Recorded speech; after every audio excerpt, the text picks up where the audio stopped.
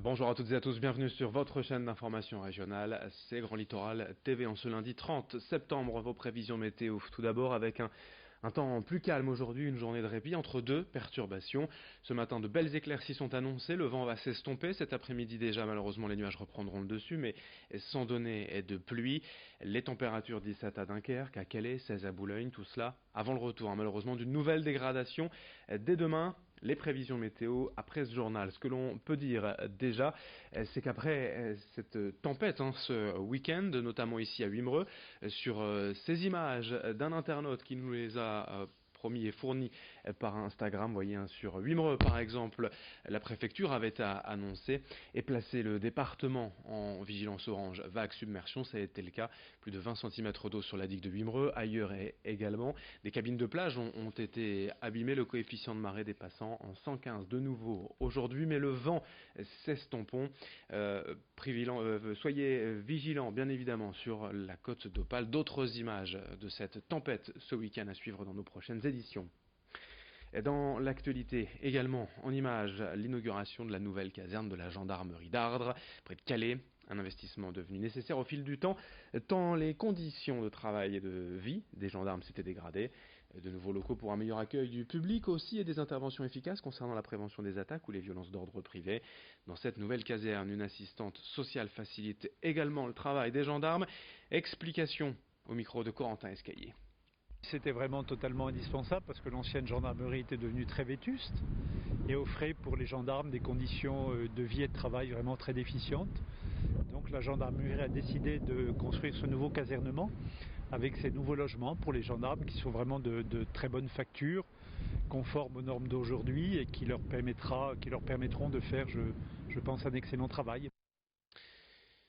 Par rapport à ce sujet également, nos journalistes ont profité de l'occasion pour interroger le préfet, car vous le savez sûrement, la région est concernée finalement par les retombées dessus. Après l'incendie de l'usine de Rouen, par précaution, un arrêté préfectoral va être pris pour limiter les activités agricoles dans une centaine de communes. Les productions récoltées avant le 26 septembre, au jour de l'incendie, susceptibles d'avoir été exposées à la contamination, soit le lait, les œufs des élevages de plein air, le miel ou les poissons d'élevage, sont consignés jusqu'à obtention de garanties sanitaires. Les habitants de la région qui constatent la présence de retombées sous forme de suie sont ainsi invités à le signaler aux autorités. La préfecture recommande également donc de ne pas consommer les légumes souillés par ces retombées. On écoute le préfet au micro de Corentin Escaillé. Non, il n'y a pas lieu de s'inquiéter. Le niveau national a suivi l'évolution du nuage de fumée qui est passé hier sur le département du Pas-de-Calais. La préfecture a été en contact avec d'autres préfectures, avec l'échelon zonal, et nous avons pu identifier le fait qu'il n'y avait pas de difficulté pour la population. Dans le reste de cette édition est également la question des gens du voyage et le manque d'air d'accueil. Dans la région, régulièrement les communautés s'installent sans autorisation sur des terrains privés et la cohabitation avec les riverains ou les mairies est de plus en plus difficile. Exemple ici à Don, 40 familles et 70 caravanes se sont installées sur le terrain de foot municipal depuis quelques jours. La ville avait pourtant bloqué l'accès avec un bloc de béton qui a sauté sous les coups de massue.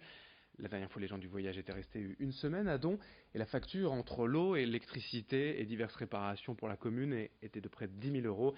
Cette fois, ils disent rester jusqu'au 15 octobre, ce qui inquiète le maire qui dénonce aussi et surtout les communes de plus de 5 000 habitants qui n'ont pas de zone d'accueil, alors que la loi les y oblige depuis 20 ans. Explication au micro de Vincent Vieillard. Je m'y rends chaque jour depuis mercredi. J'étais en vacances et je suis revenu spécialement pour rentrer en contact avec eux. J'ai une adjointe qui était là aussi depuis samedi avec eux pour essayer de trouver la solution, pour essayer de faire passer le message. J'oserais dire que le message est le suivant aussi. Allez là où les villes ne sont pas en règle, mais ne venez pas imposer des frais supplémentaires aux petites communes. Donc je suis en lien avec eux, encore une fois là ce matin par téléphone, pour trouver la solution ensemble. Dans le reste de cette édition, l'actualité nationale déclinée en région, Le gouvernement réfléchit à instaurer un congé rémunéré pour les proches aidants, une personne malade de leur entourage.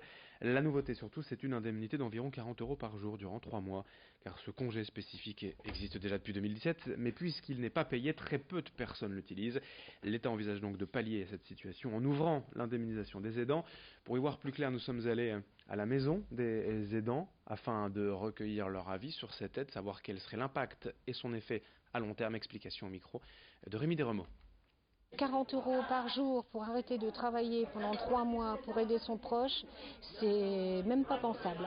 Nos politiques ne sont pas du tout dans la réalité. Ils ne sont pas sur le terrain, ils ne savent pas du tout comment ça se passe d'accompagner un proche au quotidien. C'est du soin, c'est de l'humanité, c'est des loisirs, c'est pour soi-même de la sérénité, du bien, du bonheur. On ne devrait pas toujours avoir à la main son porte-monnaie, de devoir vider ses capitaux qui nous ont servi, nos parents, nos proches, toute leur vie de travailler. Mais avec 40 €, je suis désolée, je n'ai même pas à être désolée, non. Voilà pour la réponse des personnes concernées quant à cette indemnisation prévue par le gouvernement. On termine ce journal à Berck avec le centre Calvé, inauguré vendredi. L'occasion pour les invités de visiter ce centre de soins et son extension de 2000 m², soit 50% de surface en plus pour regrouper l'ensemble des services de rééducation.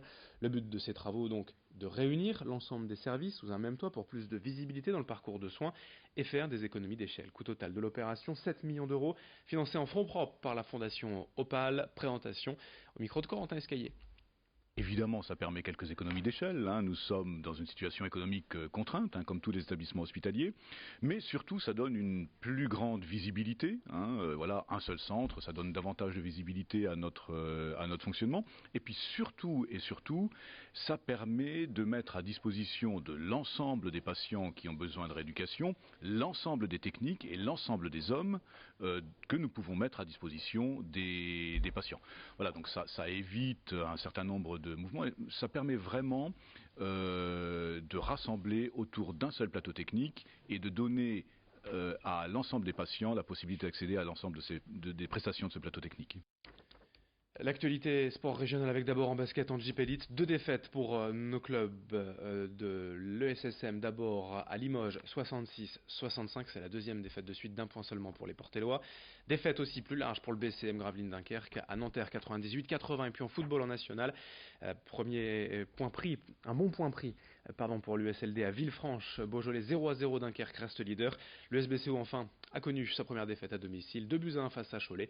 Les Boulonnais sont 7e. Fin de ce journal à suivre sur Grand Littoral TV, vos prévisions météo.